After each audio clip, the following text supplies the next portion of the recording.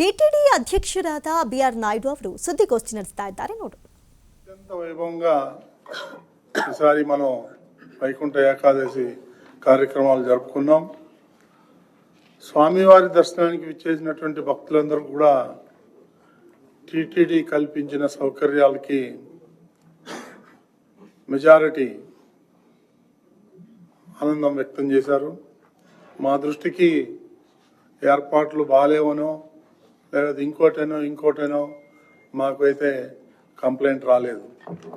నేను సుమారు పర్సనల్గా ఒక 2000 మందితో ఇంటరాక్ట్ అయ్యాను. వాళ్ళు కూడా 100% బాగుంది, ఈ సిస్టమ్ బాగుంది అని హర్షం వ్యక్తం చేసిన వాళ్ళే అధికంగా ఉన్నారు.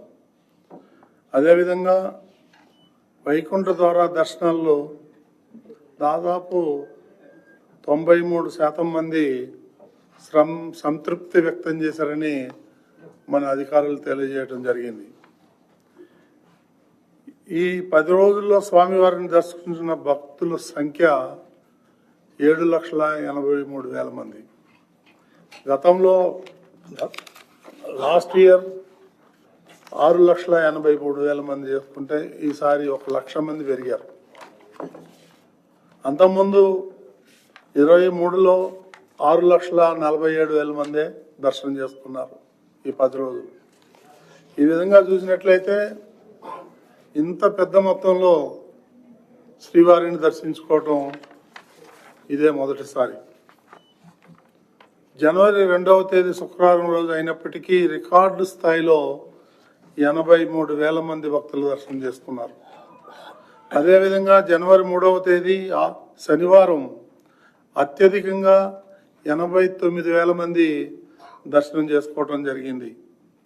ఇందులో అందుబాటులో ఉన్న 128 గంటల్లో దర్శన సమయంలో 164 గంటలు సామాన్య భక్తులకి కేటాయించడం జరిగింది. మనం మొట్టమొదట అనుకున్న విధంగానే ఇవన్నీ కూడా కార్యక్రమాలు జరిగాయి. 10 రోజుల్లో శ్రీవారి ఉండి ఆదాయం 41,14,00,000 అనే లెక్కలు చూపిస్తున్నాయి. భక్తులకు విక్రయించినటువంటి లడ్డూలు 44 లక్షల లడ్డూలు. గతంలో ఇంత పెద్ద మొత్తంలో విక్రయించినట్టు దాఖలాలు కనిపించటం లేదు. గత ఏడాదితో పోలిస్తే ఈ ఏడాది 10 లక్షల లడ్డూలు అధికంగా తయారు చేసి భక్తులకు ఇవ్వటం జరిగింది. దాదాపు 2,400 మంది పోలీసులు, 1,150 మంది విజిలెన్స్ సిబ్బందితో పటిష్టమైనటువంటి భద్రతా ఏర్పాట్లు చేయటం జరిగింది. వాళ్ళందరికీ కూడా టిటిడి బోర్డు తరఫున ధన్యవాదాలు తెలియజేస్తున్నాను. వివిధ విభాగాల సమన్వయంతో ఎప్పటికప్పుడు ఏఐ కమాండ్ కంట్రోల్ రూమ్ ద్వారా బెరీజ్ వేసుకుంటూ పర్యవేక్షిస్తూ అధికారులు నిరంతరం ఎక్కడెక్కడ ఏమేం జరుగుతుందనేటువంటిది చూసి దానికి అనుగుణంగా ఏర్పాట్లు చేయటం జరిగింది. తిరుపతిలో 5 భాషల్లో భక్తులకు అర్థమయ్యేలాగా 400 హోర్డింగ్స్ పెట్టడం జరిగింది. రేడియో బ్రాడ్కాస్టింగ్ ద్వారా కూడా ఇవన్నీ కూడా కార్యక్రమాలు ఎప్పటికప్పుడు భక్తులకి తెలియజేయడం జరిగింది. తిరుమలలో విద్యుత్ దీపాలంకరణ ఏదైతే ఉందో ఇంతవరకు ఎప్పుడు లేని విధంగా మన అధికారులందరూ శ్రమించి బ్రహ్మాండమైనటువంటి అరేంజ్మెంట్ చేశారు. అదేవిధంగా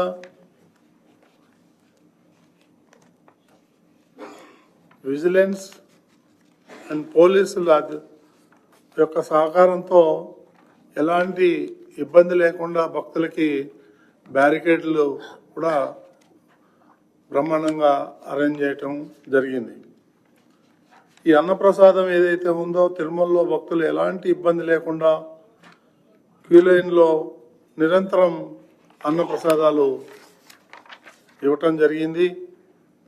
గత ఏడాది పోలిస్తే ఈ ఏడాది దాదాపు 27% అధికంగా అన్నప్రసాదాలు పంపిణీ చేయటం జరిగింది. అదేవిధంగా తిరుమలకు వచ్చిన ప్రతి భక్తుడికి వేడిగా బాదం పాలు సరఫరా చేయటం జరిగింది. దాదాపు 1000 మంది అన్నప్రసాదం సిబ్బందితో విజయవంతంగా భక్తులకు ఎప్పటికప్పుడు ఆ ప్రసాదం పంపిణీ చేయటం జరిగింది. ఈ పిఎస్సి 1, 2, 3, 4, 5తో గతంలో ఎన్నడూ లేని విధంగా చేసిన ఏర్పాట్లపై భక్తులు 100% సంతృప్తి వ్యక్తం చేయడం జరిగింది. నూతనంగా నిర్మించిన అత్యాధునిక సౌకర్యాలతో పిఎస్సి 5 ఈ సంవత్సరం కొత్తగా వచ్చింది. అది ఈ బ్రహ్మోత్సవాలకి బ్రహ్మాండంగా ఉపయోగపడింది. సామాన్య భక్తులకు అత్యధిక సంఖ్యలో వసతి గదులు పొందటంలో సౌకర్యవంతంగా గదులు ఈసారి భక్తులకు కేటాయించడం జరిగింది. తొలి 3 రోజులు టోకెన్ కట్టిన భక్తులకి దర్శనం కల్పించటం ఎలాంటి అసౌకర్యం లేకుండా గదులు, ప్రసాదాలు ఇవన్నీ కూడా ఏర్పాటు చేయడం జరిగింది. ఇకపోతే ఉద్యానవనం విభాగం ఆధ్వర్యంలో శ్రీవారి ఆలయం వద్ద ఏర్పాటు చేసిన శ్రీ రంగనాథ స్వామి ఆలయం సెట్ భక్తులకి ఈ సంవత్సరం విశేషంగా ఆకట్టుకుంది. శ్రీవారి ఆలయంలో 10 రోజుల పాటు 50 టన్నుల సాంప్రదాయ పుష్పాలు, 10 టన్నుల ఫలాలు, 4 టన్నుల కట్ ఫ్లవర్స్తో ఏర్పాటు చేసి అలంకరణ వైకుంఠాన్ని తలపించాయని భక్తులు అందరూ కూడా ఆనందం వ్యక్తం చేశారు. ఇక కళ్యాణకట్టలో 2,06,000 మంది భక్తులు తలనీలాలు సమర్పించడం జరిగింది. తలనీలాలు సమర్పించడంలో ఎలాంటి ఇబ్బంది తలెత్తకుండా తగిన ఏర్పాట్లు మన అధికారులందరూ కూడా సమన్వయంతో వాటిని సక్రమంగా నిర్వర్తించారు. వాళ్ళందరికీ కూడా ధన్యవాదాలు తెలియజేసుకుంటున్నారు.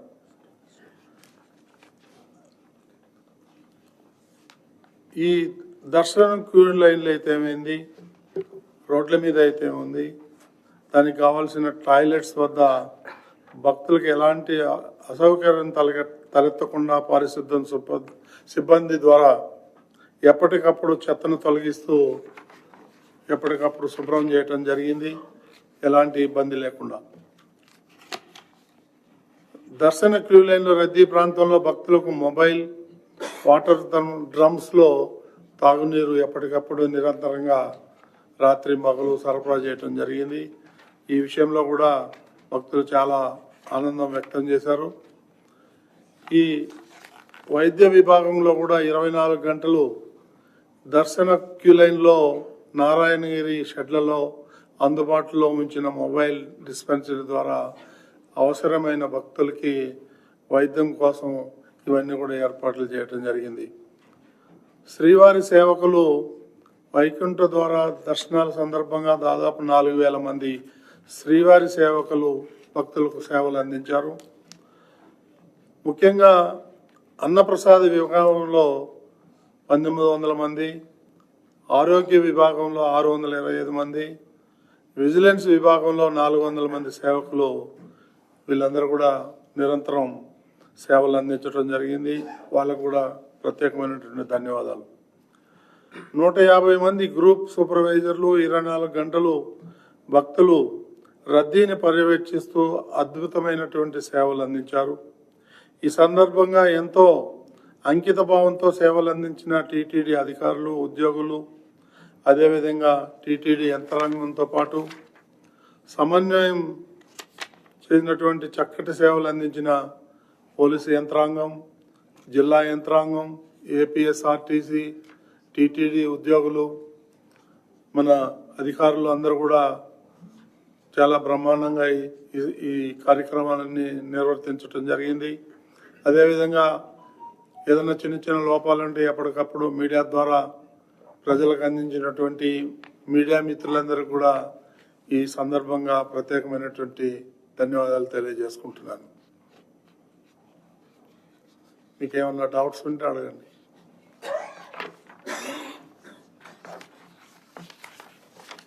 2023తో పోల్చుకుంటే 2024తో పోల్చుకుంటే 2025లో 1,00,000 మంది పెరిగారు. అవును. అలా శుక్రవారం వస్తే కూడా 83,000 మంది చేశారు. ఏ విధంగా ప్రభావితం చేశారు? ఏమండి? 1,00,000 మంది పెరగడానికి సర్వదర్శన కారణం అంటారా? టోకన్స్ లేకుండా భక్తుల యొక్క ఉత్సాహం మనం ఏం చేస్తాం, వాళ్ళు భక్తులు వచ్చారు, సాధ్యమైనంత వరకు విఐపీలు తగ్గించి సామాన్య భక్తులకి మనం ఇవ్వటం వల్ల పెరిగారని నేను అనుకుంటున్నాను. సర్వదర్శన టోకన్స్ విధానం లేకుండా పంపించడం వల్లనే అది ఏదైనా కావచ్చు, అది ఏమైనా కావచ్చు. వచ్చిన సంఖ్య అది, దానికి బోల్డ్ కారణాలు ఉన్నాయి.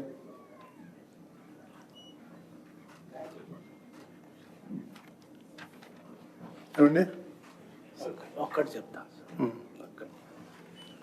సో బేసికల్లీ మనం టైం మేనేజ్మెంట్ బాగా చేసాం. That is very important. మనం టైం మేనేజ్మెంట్ చూసుకుంటే ఎవ్రీ డే మనం ఇచ్చిన షెడ్యూల్ కంటే ఎడిషనల్గా 2 hours సమ్ డేస్ 1.5 hour ఎడిషనల్గా మనం టైం సేవ్ చేసుకొని భక్తులకు వాడాం. సపోజ్ మీరు చెప్పారు ఫ్రైడే మన అభిషేకం టైంలో మనకు ఆ రోజు 43 టికెట్సే ఉన్నాయి. So instant decision, let's use it for pilgrim facilitation. So మనకు ఆల్మోస్ట్ 4,000 అడిషనల్గా పంపించగలిగాం. అలానే మనం క్యూ లైన్ మేనేజ్మెంట్లో కానీ లేకపోతే కోఆర్డినేషన్, ఇందాక చైర్మన్ గారు చెప్పినట్లు అన్ని విభాగాలు కోఆర్డినేషన్ ప్రాపర్గా చేయటం వలన సన్నిధిలో నుంచి పడికావులలో నుంచి వైకుంఠం 1-2 నుంచి బయట క్యూ లైన్స్లో వల్ల ఎగ్జాక్ట్గా ఎక్కడ గ్యాప్స్ లేకుండా కరెక్ట్ టైంలో కరెక్ట్గా మనకి ఎక్కడ కూడా మన కమాండ్ కంట్రోల్ సెంటర్ కానీ 3Dలో కానీ మనకి ఎక్కడికక్కడే అలర్ట్స్ ఇవ్వటం వల్ల కూడా మనకి queue line management, time management ఈసారి బ్రహ్మాండంగా చేసాం. దానివల్ల మనం అనుకున్న విధంగా 4,700 per hour చేయలేకపోయినా టైం యూటిలైజేషన్ బాగా ఉండటం వల్ల, టైం సేవింగ్ ఉండటం వల్ల యాక్చువల్గా మనం అనుకున్న దానికంటే ఎక్కువగా 1 lakh ఓవరాల్ 1 lakh మనం చేసామని చెప్పొచ్చు.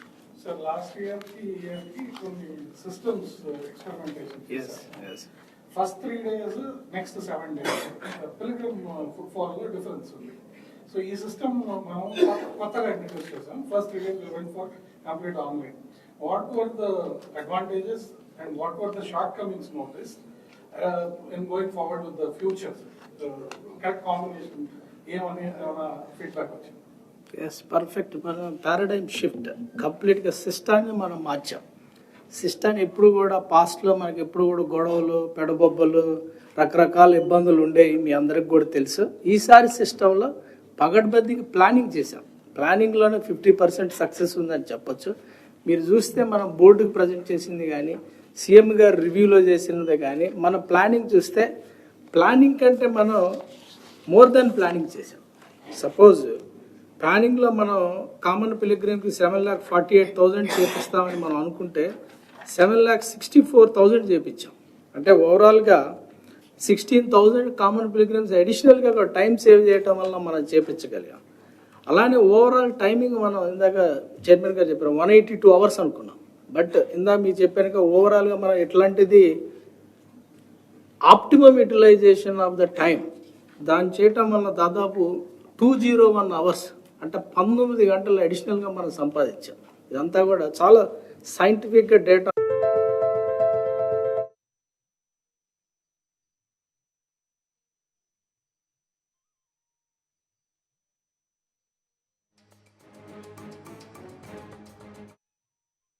జరుపుకున్నాం. స్వామివారి దర్శనానికి విచ్చేసినటువంటి భక్తులందరూ కూడా టీటీడీ కల్పించిన సౌకర్యాలకి మెజారిటీ ఆనందం వ్యక్తం చేశారు. మా దృష్టికి ఏర్పాట్లు బాగాలేవనో మినిట్స్ అడిషనల్గా మనం సంపాదించుకున్నాం ఈ మేనేజ్మెంట్ ద్వారా. దానివల్ల 7,83,000 మనం చేసాం. యాక్చువల్గా మనకు కమాండ్ కంట్రోల్లో వచ్చింది ఏంటంటే మన కిట్స్ని క్యాలిక్యులేట్ చేయాలి. యాక్చువల్గా కమాండ్ కంట్రోల్ ఈవెన్ ప్రతి హెడ్ని కౌంట్ చేస్తుంది. అది కౌంట్ చేస్తే 8 lakh మెంబర్స్ని క్రాస్ చేసింది. మన కిడ్స్ని మనం కౌంట్ చేయం జనరల్గా బిలో 12 people. అది కౌంట్ చేస్తే 8 లక్షల మంది మనం క్రాస్ చేసిందని చెప్పొచ్చు అనమాట. యాక్చువల్గా అంటే ఇప్పుడు ఓవరాల్ మీరు చూసుకున్నట్లయితే అన్ని దేవాలయాల్లో అరేంజ్మెంట్స్ బ్రహ్మాండంగా ఉన్నాయి కాబట్టి భక్తుల నుంచి స్పందన కూడా బ్రహ్మాండంగా ఉంది. తిరుమల కాకుండా ఫస్ట్ డే మీరు చూసుకున్నట్లయితే మన టీటీడీ పరిధిలో ఉన్నటువంటి అన్ని దేవాలయాలు మనం కలుపుకుంటే లాస్ట్ ఇయర్ దాదాపు 7,80,000 దర్శనాలు అయితే ఈసారి 12 లక్షల పైన దర్శనాలు జరిగాయి మొట్టమొదటి రోజు అన్ని దేవాలయాలు కలుపుకొని.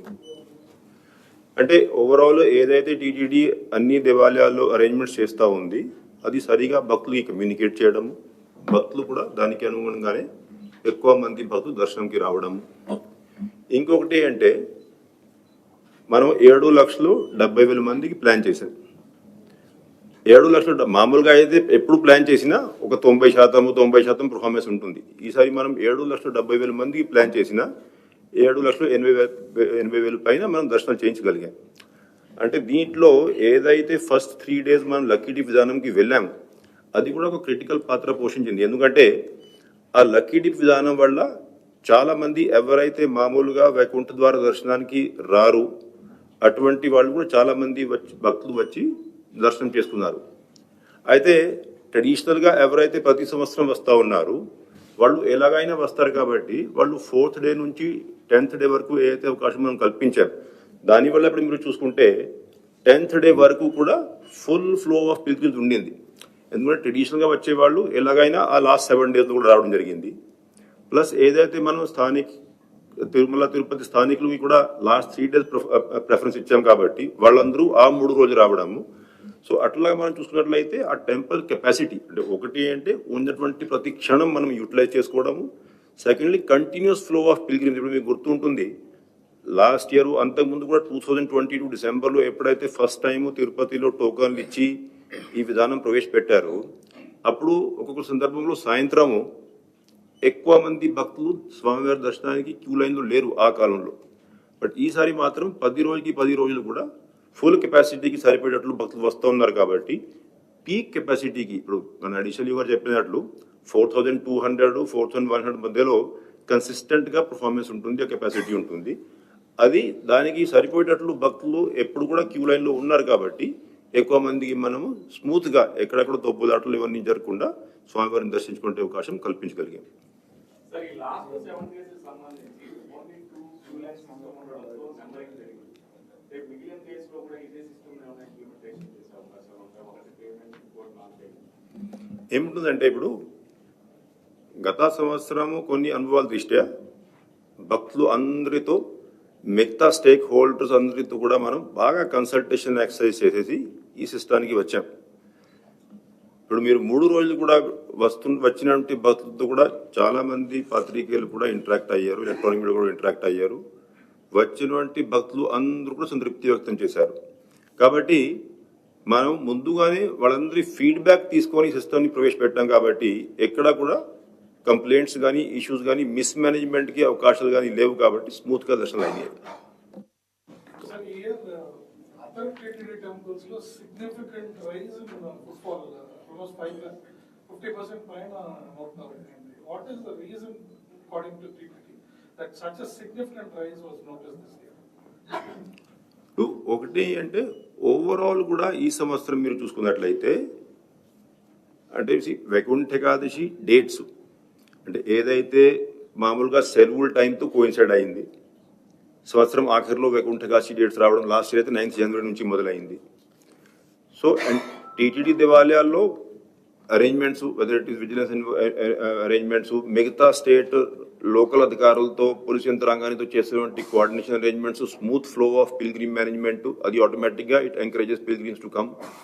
బట్ ఓవరాల్ కూడా the timing of Vaikuntha Ekadashi also enables. దానివల్లనే ఇప్పుడు మీరు చూస్తే ఈవెన్ ఎండోమెంట్ డిపార్ట్మెంట్లో ఉన్నటువంటి మిగతా దేవాలయాల్లో కూడా కంపేర్ టు లాస్ట్ ఇయర్ ఎంత 50% ఇంక్రీజ్ లేకపోయినా కూడా కొద్దిగా ఇంక్రీజ్ అయితే అన్ని దేవాలయాలు కూడా మనం ఈ సంవత్సరం నోటీస్ చేసాం. That is because of timing of Vaikuntha Ekadashi. But overall arrangements అన్నీ ఇప్పుడు అరేంజ్మెంట్స్ ఆబ్వియస్లీ మీడియాలో సోషల్ మీడియాలో మీరు అందరూ ఇచ్చేటువంటి న్యూస్ అదేవిధంగా వచ్చినటువంటి కామెంట్స్ దాని దృష్ట్యా ఆటోమేటికలీ ఇంకా డివోటీస్ కూడా feel encourage to come for Darshan. దానివల్ల ఏంటంటే ఆ ఫ్లో ఆఫ్ పిల్గ్రిమ్స్ అంటే ఎప్పుడైతే వర్డ్ ఆఫ్ మౌత్ ద్వారా అరేంజ్మెంట్స్ అన్ని బ్రహ్మాండంగా ఉన్నాయి, ఇబ్బంది ఏమీ లేదు, దర్శనాలు స్మూత్గా ఉన్నాయి అంటే ఆ కంటిన్యూస్ ఫ్లో ఆఫ్ పిల్గ్రిమ్స్ రావడం జరుగుతూ ఉంటుంది. ఓకే అండి, థ్యాంక్ యూ. ఇది పరకామణి కేసు కాదు, sub judice matters can't be discussed in press conferences. Never ending. ಇನ್ನು ವೈಕುಂಠ ಏಕಾದಶಿ ಯಶಸ್ವಿಯ ಬಗ್ಗೆ ಇವತ್ತು ಸುದ್ದಿಗೋಷ್ಠಿಯನ್ನು ನಡೆಸಲಾಯಿತು. ಯಾವುದೇ ಕಂಪ್ಲೇಂಟ್ಗಳಿಲ್ಲದೆ ಯಶಸ್ವಿಯಾಗಿ ವೈಕುಂಠ ಏಕಾದಶಿಯ ಒಂದು ಹಬ್ಬವನ್ನು ಆಚರಣೆ ಮಾಡಲಾಯಿತು. ಅದರಲ್ಲೂ ಕೂಡ ಜನವರಿ 2ರಂದೇ 89,000 ಭಕ್ತರಿಂದ ದರ್ಶನ ನಡೆದಿದೆ. ಜೊತೆಗೆ 10 ಲಕ್ಷ ಲಡ್ಡು ಪ್ರಸಾದಗಳನ್ನು ವಿತರಿಸಲಾಗಿದೆ ಅಂತ ಹೇಳಿ ಸುದ್ದಿಗೋಷ್ಠಿಯಲ್ಲಿ ಮಾತನಾಡಲಾಯಿತು.